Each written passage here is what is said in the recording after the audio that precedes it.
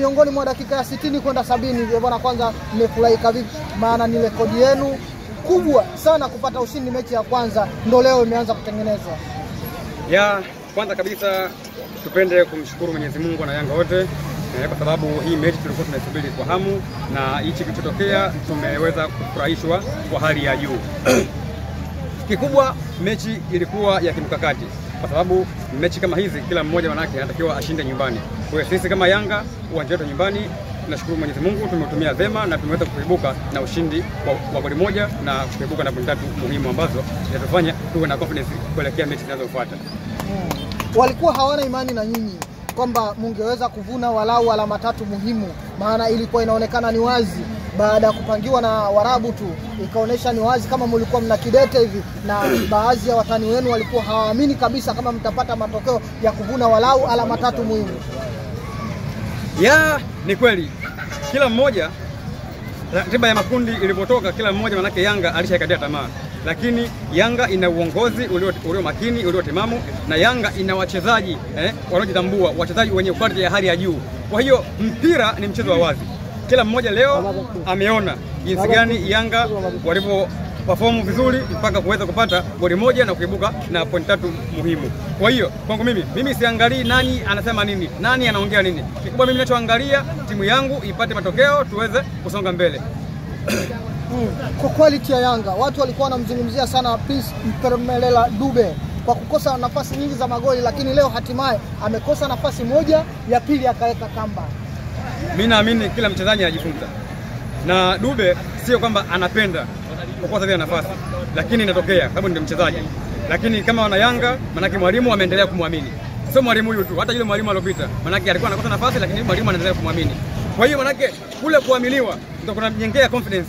Leo amefanya vizuri, amepata nafasi kadhaa, ile ameitumia, watu wa mudikati tayari amapatia ushindi wananchi. Kwa hiyo ule ni ushindi wa wananchi, na sisi kama mashabiki manake tumemvumilia, unaona, tumemwimba sana Dube, hatimaye leo amekwenda amejisafisha. Kwa hiyo yule ni mchezaji kupitia kipindi kigumu, hiyo inatokea. Kwa hiyo sio kila akifanya hivi basi tunatoa, hiyo haipo. Lakini sisi kama wana Yanga kwa pamoja tumemvumilia, na leo inshallah tumeona kazi yake na tumefurahia. Kwa hiyo sisi bado tunaendelea kuwa na imani na Dube. Yaani Dube bado atafunga sana. Bado ndio kwanza leo ameanza. Bado atawafunga sana. Na hao wanaoongea makolo bado Dube ataendelea kuwaweka sana. Dube sasa ndo amerudi sasa kwa fomu yake. Dube leo ndo ameanza na ataendelea kung'ara. Imeonyesha ni wazi sana kwamba mlikuwa mnatafuta alama 3 muhimu, na alama 3 muhimu mmezipata. Na Dube imeonekana amemwaga machozi, yale machozi yalikuwa yanaashiria ni furaha, ama ndo mwanzo wa safari yake ya maisha ya kupasha sasa kuendelea kuweka magoli kambani. Yale machozi mara mbili. Kwanza ni machozi ya furaha. Na furaha hii inatokana nini? Kwa sababu huko nyuma alikotokea kuna madhira mengi ambayo ameyapitia. Kwa hiyo leo amewapa furaha wananchi kwa mara ya kwanza baada ya kuaminiwa na mwalimu, sababu kila akikosea mwalimu anamwamini, kila akikosea mwalimu anamwamini. Kwa hiyo kwanza ni machozi ya furaha kwa kile alichokifanya, kutokana na huko nyuma amezomewa sana, unaona. Kwa hiyo maana yule alikuwa analia machozi ya furaha. Na sisi kama wana Yanga tuko pamoja naye, tunaendelea kumsupport Dube. Na Dube.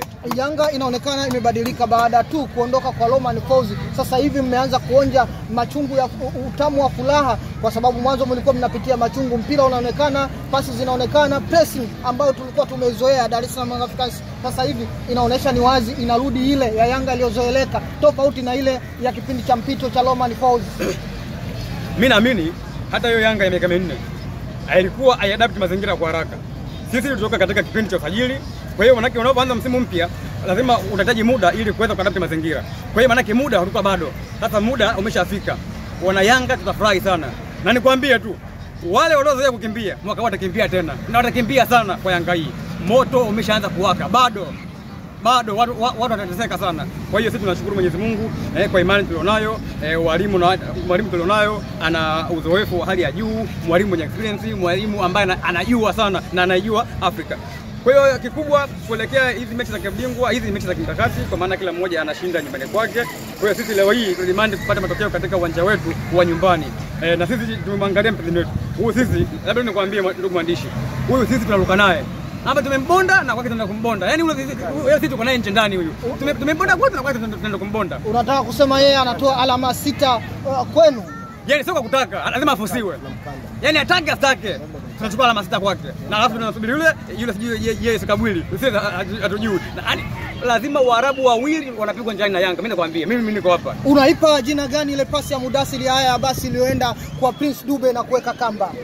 Ile pasi mimi nina imani hata kama ikawa unadaiwa mahali na mkeo hata kusamehe. Ile pasi ya dhahabu sana. Ile pasi ya dhahabu. Yaani ukisikia pasi ya dhahabu ndio ile. Yaani ile una uwezo wa kuondoka na pasi ile ukaenda benki kwenda kuchukua mkopo ndio ukapewa na udaiwi. Kama una riba au una nini? Unapewa mkopo wako safi na kwenda kufanya maisha mengine. Ile pasi ya upendo, pasi ya dhahabu sana ile. Shukrani sana. Nashukuru.